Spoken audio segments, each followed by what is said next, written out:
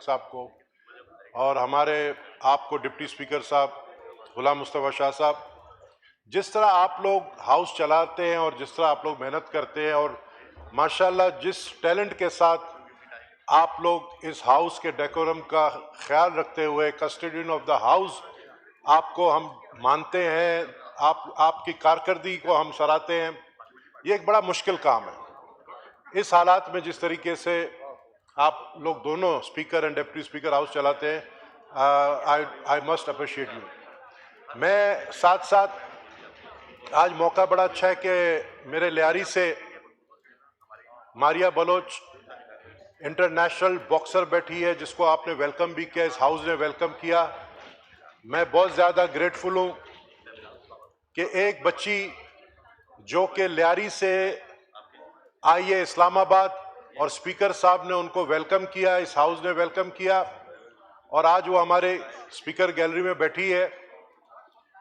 ये वो टैलेंट है मेरे हल्के लियारी का जिसको दिखाया नहीं जाता है।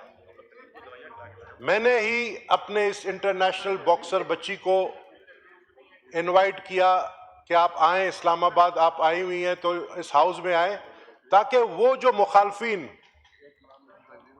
वो लोग जो हमारे लियारी को नेगेटिव तौर पे पेश करते हैं, उनको बताएं कि असल लियारी क्या है। असल लियारी आप आए देखें।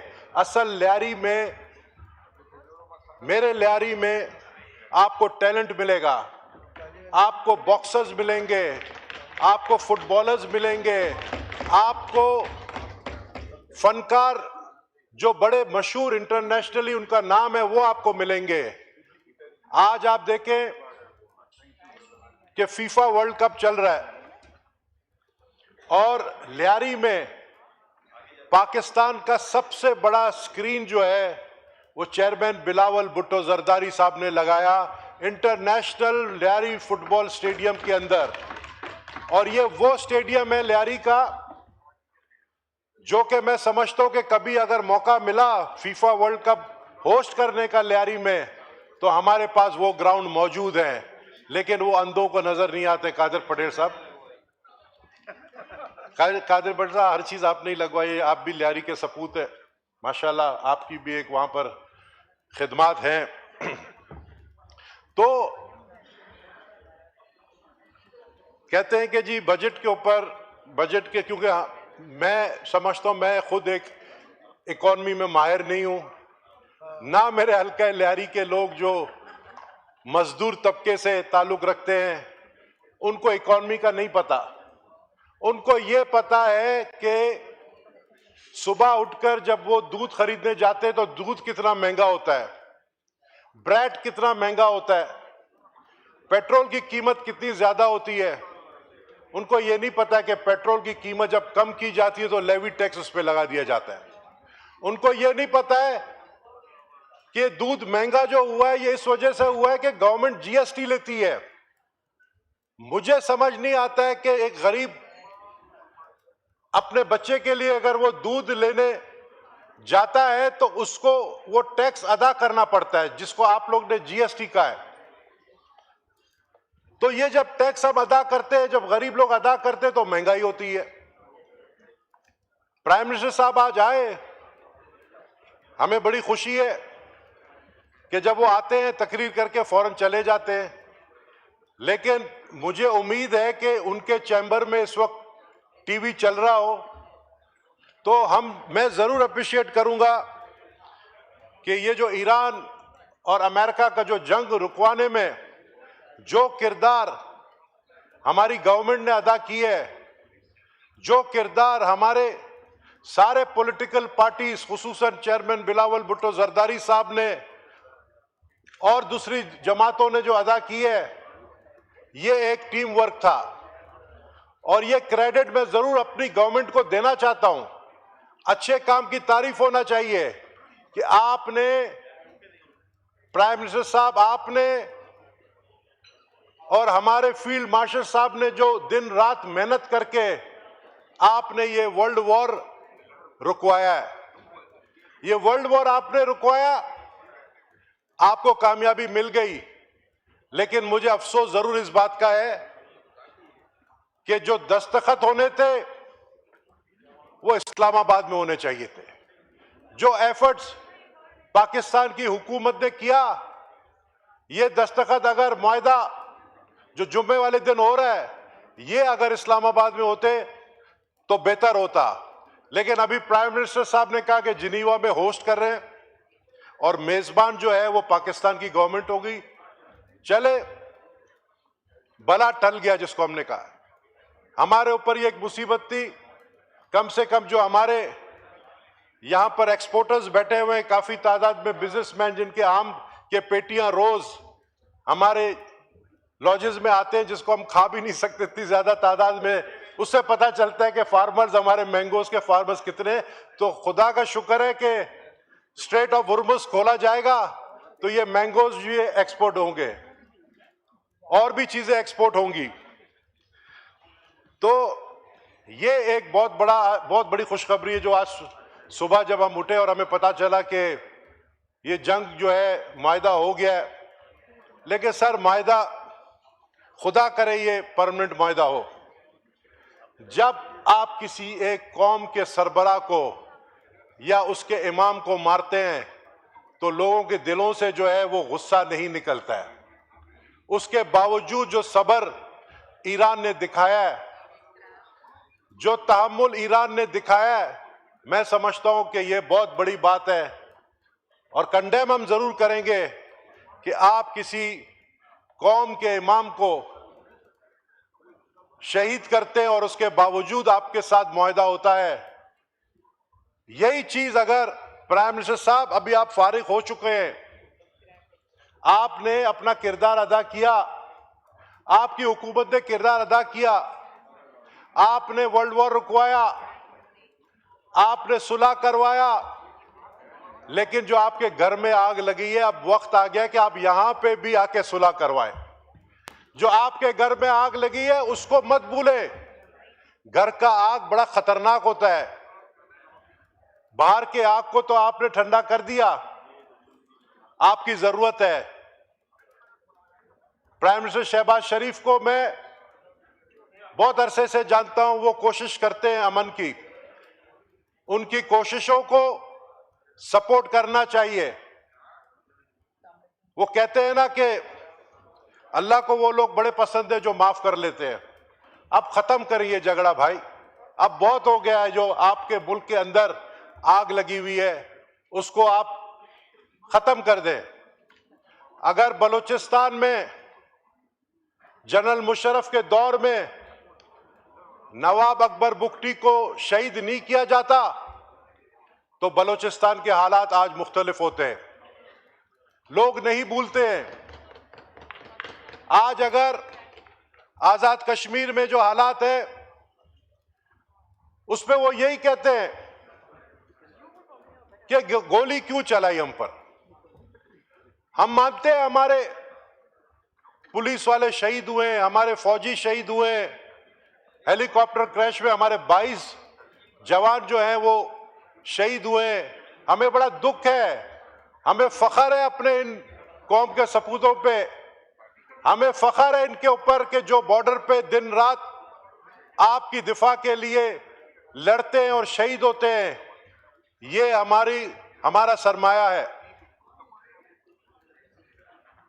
मैं वेलकम करता हूं मैडम चेयरपर्सन साहिबा आपको। चलें, अस्सलाम वालेकुम। कोई तो ऐसी आई जो बहुत 2002 से हमारे साथ एमएनए रही है और थोड़ा बहुत मेरा ख्याल रखेगी। मैं नहीं कहूँ मुझे ज्यादा बोलने दे। मालूम हुआ है कि टाइम आपका वैसे आप है, मगर आपको थोड़ा टाइम मेरा टाइम तो बहुत अरसे से अप था। ये तो अल्लाह की मेहरबानी है कि मैं वापस बार बार आ जाता हूँ। टाइम तो बहुत पहले अप हो गया था, क्यों कादिर? तो देखिए, आप आ गई और मुझे बुला दिया। मेरा टेम्पो बना था, आपको देख के मेरा टेम्पो टूट जाता है। क्यों मरियम साहिबा, औरंगजेब साहिबा कहाँ गई? हाँ, तो हाँ, मरियम ताहिरा औरंगजेब, सॉरी, इधर औरंगजेब बहुत है और फाइनेंस मिनिस्टर औरंगजेब है। नहीं तो उनकी और मेरे बीच की बात अप करें प्लीज। नहीं, वो ताहिरा औरंगजेब साहिबा कल च्युइंगम खाते खाते उनके गले में फंसा तो मैं अयादत के लिए गया। तकरीर के दौरान उनका जिस तरीके से गले में च्युइंगम फंसा तो मुझे बड़ा दुख हुआ। मैं इयादत करने गया, कादिर पटेल साहब आप भी जाइएगा। तो कहने का मकसद ये है कि बजट के ऊपर अभी आते हैं, थोड़ा 2-3 मिनट, ज्यादा नहीं, क्योंकि मैंने कहा ना कि मुझे ये समझ नहीं आता है। देखिए, पीपल्स पार्टी का स्लोगन शुरू से शहीद जुल्फिकार अली भुट्टो ने दिया था, रोटी कपड़ा और मकान। अब वही रोटी जो है हमारे लिए जो है इतना महंगा हो गया कि रोटी आपके टेबल पे तो आती नहीं है, आपको खरीदने जाना पड़ता है, महंगा आप खरीदते हैं। इसी तरीके से सिंध गवर्नमेंट ने 22 लाख घर जो है, वो जो लेडीज है, जो औरत है, उनके नाम पर चेयरमैन बिलावल भुट्टो जरदारी की इनिशिएटिव पर 22 लाख घर जो है बनाकर गरीब मुस्तहक औरतों को दी जा रही है। लोग मुखालफत करते हैं BISP का, कि BISP जो है, बहुत कोशिश की गई कि BISP का जो है फंड को काट दिया जाए। हमने कहा ये BISP हमारा रेड लाइन है। पाकिस्तान पीपल्स पार्टी ने कहा ये हम उन्हें नहीं देंगे, और मैं शुक्रगुजार हूं कि हमारे फाइनेंस मिनिस्टर ने और हमारे प्राइम मिनिस्टर ने इस बात को माना। आज इसी बेनजीर इनकम सपोर्ट प्रोग्राम से कितने घरों में चूल्हे जलते हैं, कितनी बेवा औरतों को जो है वो बाहर निकलना नहीं पड़ता है। हम अप्रिशिएट करते हैं, अच्छी बातों का करना चाहिए। आपने दानिश स्कूल बनाया, पूरे पंजाब में आपने बनाया, लेकिन मेरे ख्याल में सिंध में आपने नहीं बनाया। ये जो फेडरल गवर्नमेंट की इस बजट के अंदर मेडिसिन फ्री तो नहीं किया, लेकिन मेडिसिन को खर्चा जो है उसका कम किया सरचार्ज। ये अच्छी चीज है, ये एफर्ट्स होने चाहिए। लेकिन इस बजट में 25 ट्रिलियन का बजट बनाया, जिसमें से 8 ट्रिलियन तो इंटरेस्ट में चला जाता है। अब हमारी मजबूरी है कि हमें उधार लेना पड़ता है, कशकोल लेकर निकलना पड़ता है, इंटरेस्ट तो देना पड़ेगा। अब इंटरेस्ट जब आप देते हो 8 ट्रिलियन 25 ट्रिलियन में से, तो वो फिर पैसे जो है आप गरीबों पर डाल देते हो, आप गरीबों से निकालते हो। तो ये जो हमारे फाइनेंस मिनिस्टर हैं, जाहिर है वो एक सेनेटर है, वो बैंक से डायरेक्ट फाइनेंस मिनिस्टर बनकर आए। मैं उनको कहूंगा, अपने फाइनेंस मिनिस्टर को, कि कभी आप लियारी आए, आप देखें वहां पर गरीब किस तरह जिंदगी गुजारते हैं। कभी आप लालू केट आए, आप देखें कराची में वो गरीब किस तरह जिंदगी गुजारता है। आपने अपने PSDP में कराची के तरक्याती फंड में आपने कितना पैसा रखा है? आपका सबसे बड़ा रेवेन्यू कराची से जाता है, लेकिन आपने कराची के डेवलपमेंट के लिए, मुझे बता दें, मुझे नजर नहीं आया, हो सकता है मैंने नहीं देखा हो। मैं ये सवाल कर रहा हूं अपने फाइनेंस मिनिस्टर से कि आप बताएं कि आपने कराची के अंदर, कराची के लिए कोई डेवलपमेंट का फंड कोई रखा है, कोई नया रोड, कोई पुल बना रहे? आपने तो हमें ट्रक के बत्ती के पीछे लगा दिया। आपने कहा कि रोड़ी से हैदराबाद तक का जो मोटरवे वो अगले साल के बजट से बनेगा। हम तो खुश थे कि ये काम शुरू होने वाला है, हमें कहा गया था कि शुरू होने वाला है, लेकिन आपने उसको 1 साल और आगे कर दिया, डिले कर दिया। तो ये सारे मोटरवे जो है वो पंजाब के लिए और दूसरे सूबों के लिए, सिंध के लिए क्यों नहीं है? आप कहते हैं सिंध में पीपल्स पार्टी की हुकूमत है। अगर प्रेसिडेंट जरदारी 18th अमेंडमेंट नहीं लाते, NFC अवार्ड नहीं होता, तो आज जो है सिंध के डेवलपमेंट जितना भी हुआ है, ये आज 1 रुपया भी हमारे पास नहीं होता, और हम कशकोल लेकर फेडरल गवर्नमेंट के पीछे चलते। तो जी चेयरपर्सन, आपने जी नवीन कबूल साहब, मेरा तो अभी तक इसको बस वाइंड अप, आपके ऑलमोस्ट 15 मिनट्स हो गए। 10 मिनट भी नहीं हुआ है। 15 मिनट आपने काइंडली जी, बस काइंडली आप इसको वाइंड अप कर दीजिए, लास्ट फ्यू वर्ड्स जो आपने कहने। आपने कहा कि कराची के लिए हमें तो K4, मुझे नहीं पता, अभी मेरी कुलीग ने कहा कि किसी मिनिस्टर ने कहा कि K4 अगले साल जो है पानी का लाइन जो है वो कंप्लीट होगा। ये तो हम पिछले 5 साल से सुन रहे हैं। कराची में आप पानी जो है K4 के जरिए लाना चाहते हैं, पिछले 5-6 साल से ये प्रोजेक्ट है, लेकिन वो मुकम्मल नहीं हुआ। तो मेरे जो कराची से दीगर इलेक्ट होकर आए हुए मेंबर जो मेरे इस राइट साइड पे बैठे हैं, तो आप K4 के हवाले से भी बात करें, आप कराची के डेवलपमेंट के हवाले से भी बात करें। लेकिन मुझे अफसोस है कि किसी ने कराची के ऊपर शुक्रिया शुक्रिया नबील कबूल साहब।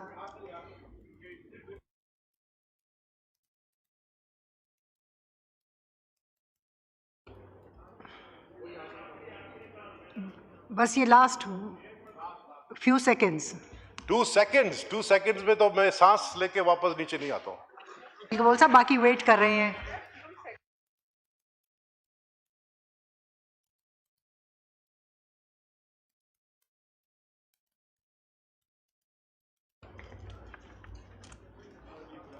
शुक्रिया शुक्रिया, thank you so much Nabeel कबूल साहब, शुक्रिया आपका। मौलाना अब्दुल गफूर हैदरी साहब।